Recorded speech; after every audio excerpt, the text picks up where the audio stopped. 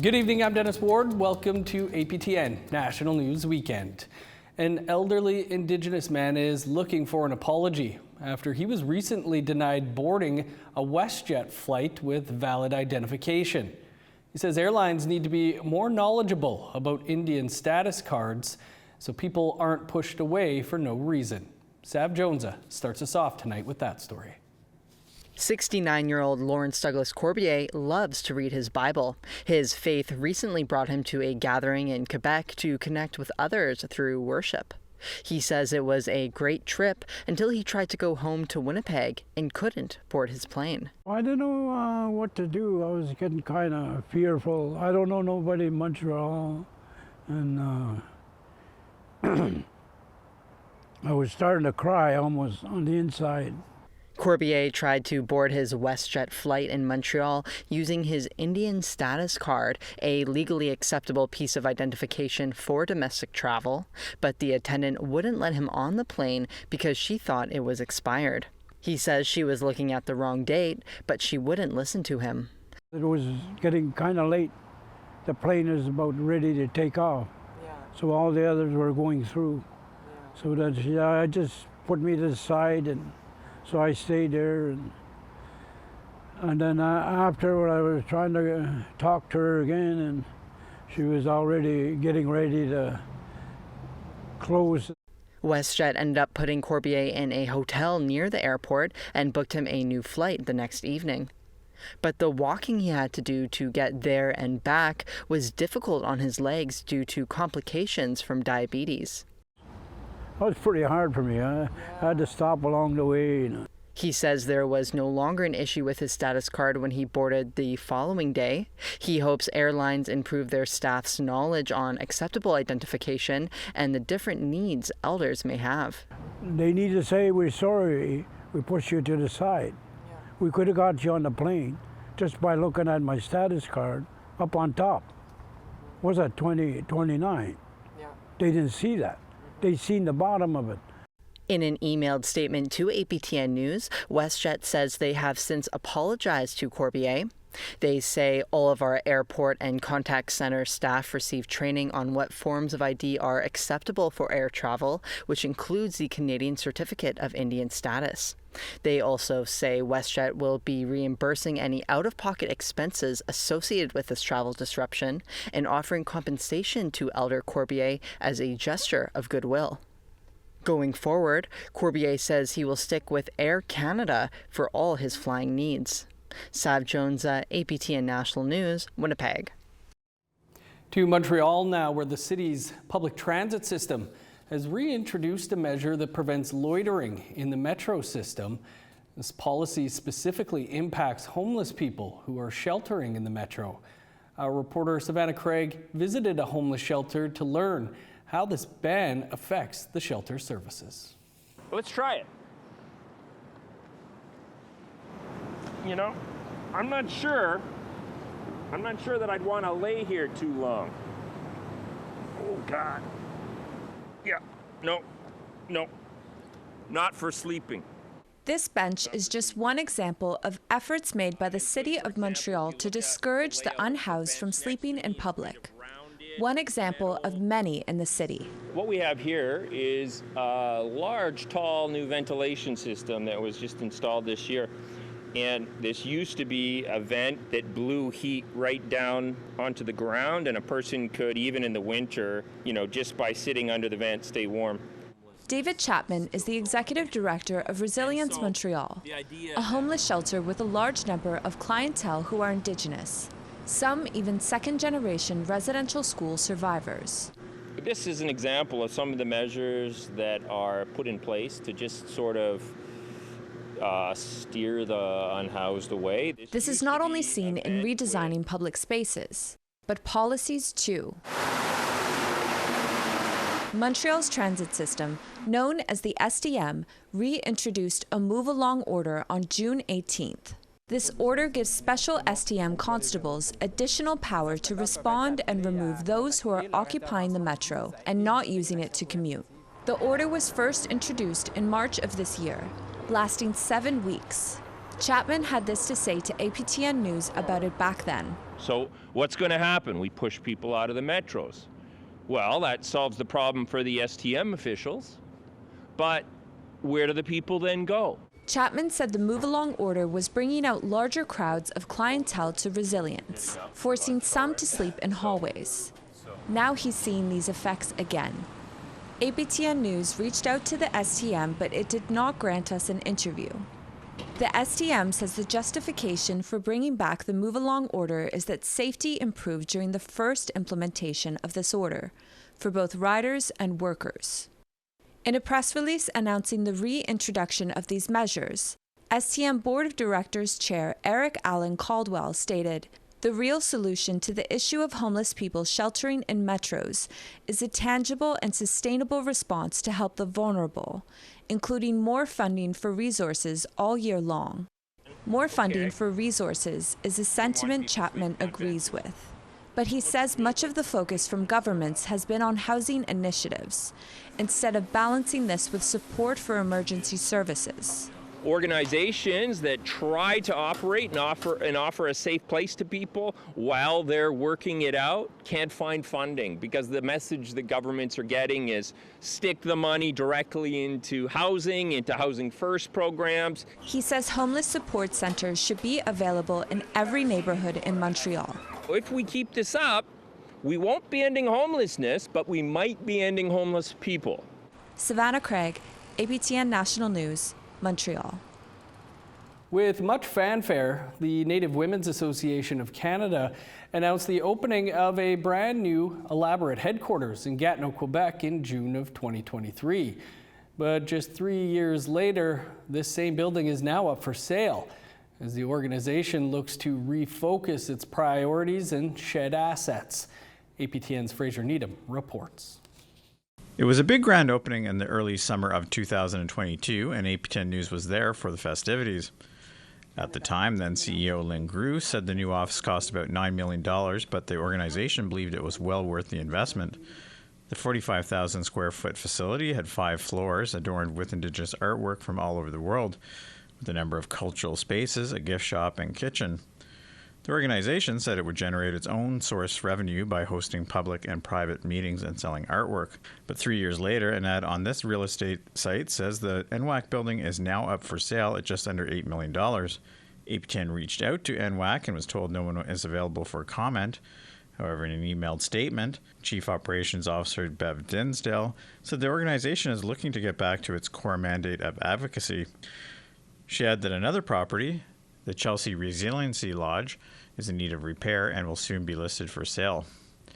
The organization has also put out a tender for a community-based organization to manage its Resiliency Lodge in New Brunswick. The most recent audited financial statements on the NWAC website are for 2023. APTN also reached out to the former CEO Lynn Grew, who left the organization in the spring of 2024. In an emailed statement, she said during her time with the organization, NWAC demonstrated strong financial growth and annual surpluses. APTN News asked Indigenous Services if it was investigating NWAC's finances. It replied that the Government of Canada does not get involved in NWAC's internal governance matters, and referred all questions back to the organization. Fraser Needham, APTN National News, Ottawa. A new company in British Columbia just got a major boost forward in their dreams of green hydrogen solutions to create power. APTN's Tina House has that story.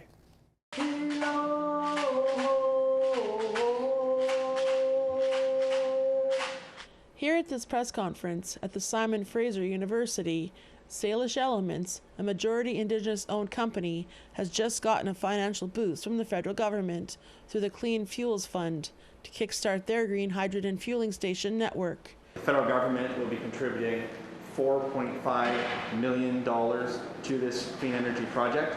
Salish Elements released this promotional video. When I was a young man, I was told to go to the water, to let it guide me.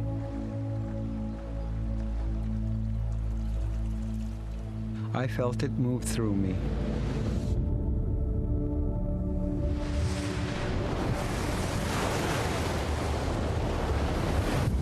It lives in all of us. Water is medicine. Reuben George is the chair and co-founder of Salish Elements, and he's excited about the future. We need this.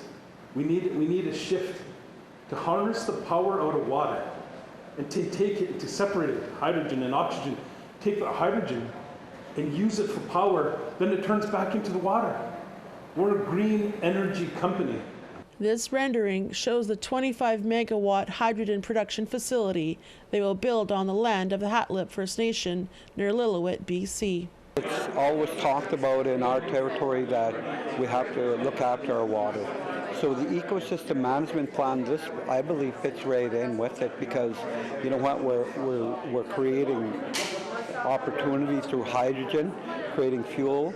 That fuel will then be distributed across BC, starting at the Port of Prince Rupert and extending through crucial areas including Prince George, Cache Creek, and Abbotsford. These fueling stations promote sustainable transportation and cuts emissions province-wide. Member of Parliament Terry Beach says this is a huge step forward for Canadians. This means that we're going to be able to continue to grow the hydrogen infrastructure, which means that heavy equipment that doesn't have the ability to transition to electric vehicles will have a clean alternative. And what makes this project really unique is it's been Indigenous-led from the start, it's majority Indigenous-owned, but it's also servicing our remote and rural communities, and it's a huge economic opportunity for rural communities and rural Indigenous people. Tina House, APTN National News, Vancouver. TikTok Canada is pulling funding on some initiatives after the federal government is making it shut down its operations in Canada. Details on that and more after the break.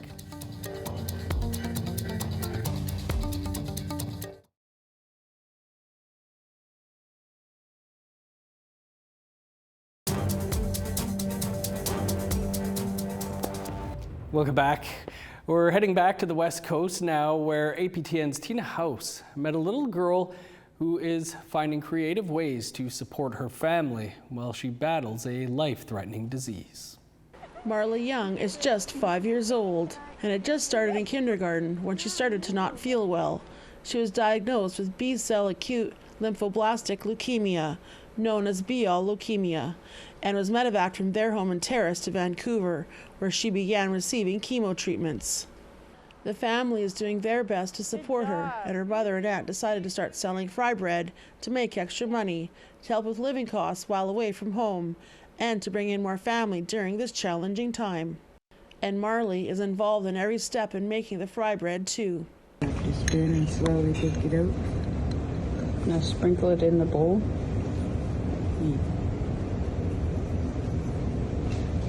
Now the next bowl.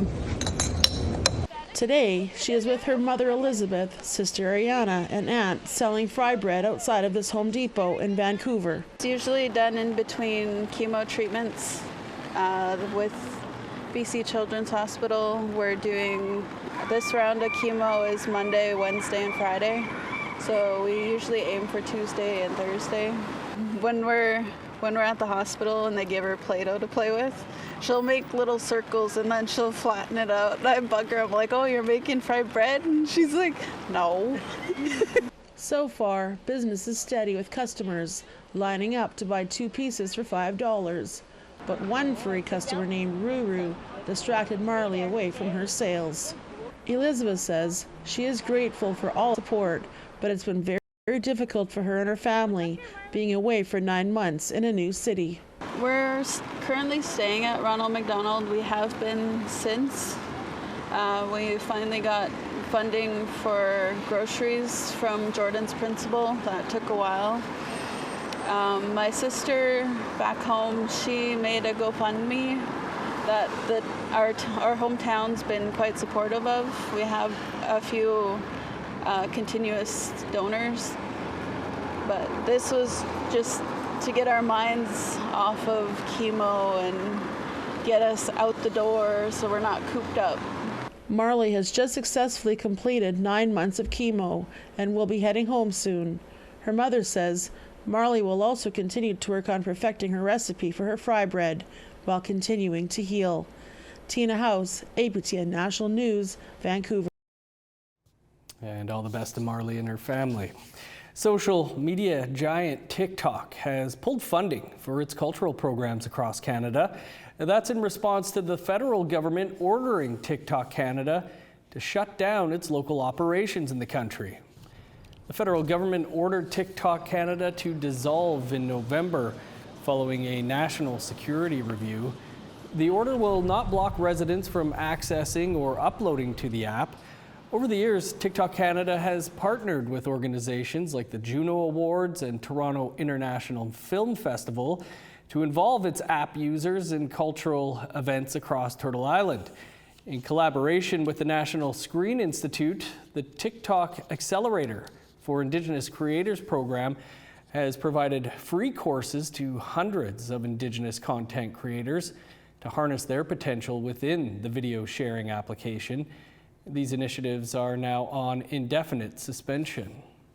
And the way that the training program was designed was kind of like a combination of using already established TikTok content creators that have been using the TikTok platform, and whether that be a genre for promoting their music or doing vlogging or teachings, whether it's around language or food or the many other amazing talents that folks share. It's been great to kind of see that community grow online. It's really saddening and disheartening to most definitely see this loss happen. Again, I think TikTok Canada and the National Screen Institute were staying very helpful to figure out how we can potentially, still make change or still educate and train and give a platform to raise Indigenous voices. And that's kind of the end goal. Some First Nations youth had the chance to open for Coldplay at a concert this past week. That story and more still to come.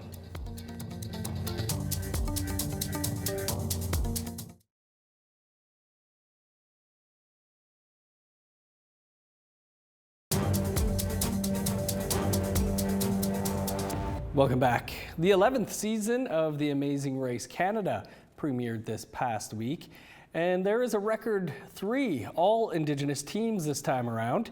Video journalist Bruce Dela Cruz spoke with the team known as the Rebecca's, 2 female Indigenous best friends who are competing for the $250,000 grand prize. Here's that story. Rebecca. I'm also Rebecca. We're the Rebeccas. We are Rebecca Marasti and Rebecca Watts are one of 3 Indigenous teams on the 11th season of The Amazing Race Canada, a new record for the show. Marketed on the show as the Rebeccas, they describe how they met in 2016 and have been inseparable ever since. So Rebecca and I met in 2016 in Calgary at a Indigenous fashion show called Otapiaki, and we were doing a fitting/model call, and they called Rebecca, and we both stood up, and the rest is history.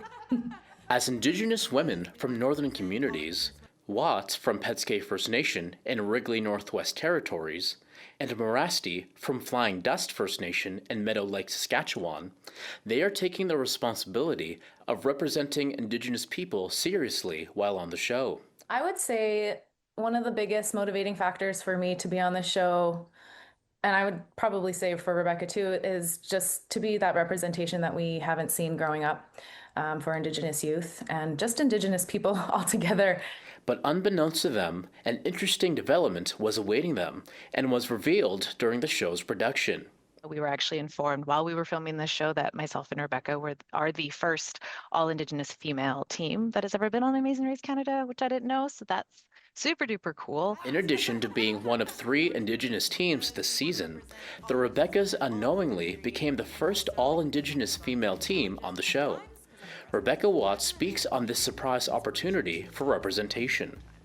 We obviously want to be that representation we didn't have. I know growing up as a little girl, it was hard to just see, nobody that really looked like me other than maybe some cartoons that we don't need to talk about. But it's just like really important to be that. And I think it's big shoes to fill. Rebecca Watt also mentions the ways that growing up Indigenous might give them an edge on the show as well.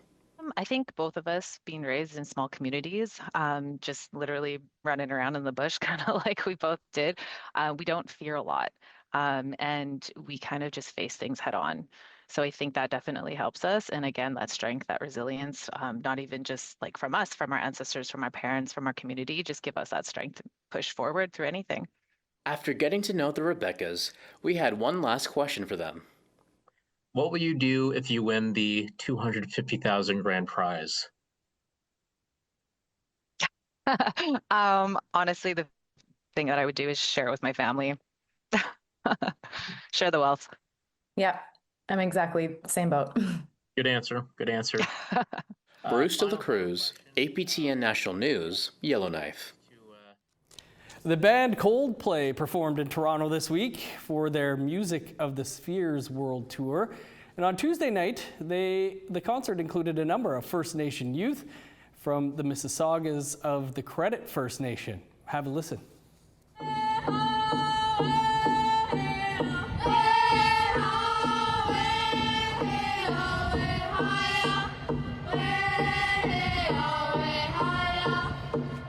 The 7 youth sang a traditional welcome and grand entry honor song after they said a prayer in their Ojibwe language to roughly 50,000 fans in Toronto's Rogers Stadium. Chief Claire Salt also gave her greetings on behalf of the people of the Mississaugas of the Credit First Nation and as the original peoples of the territory where the concert was held. Chief Salt says a council member from the Squamish Nation who did a similar ceremony with Coldplay previously reached out to her on behalf of Coldplay's Chris Martin. Chief admits the youth only had a few days to prepare, but they ended up nailing their performance after many practices. I got the text if I wanted to do it, and we started practicing. And it wasn't only until like the day before I realized like I'm actually going to a Coldplay concert and doing this. And then like the nerves started to kick in.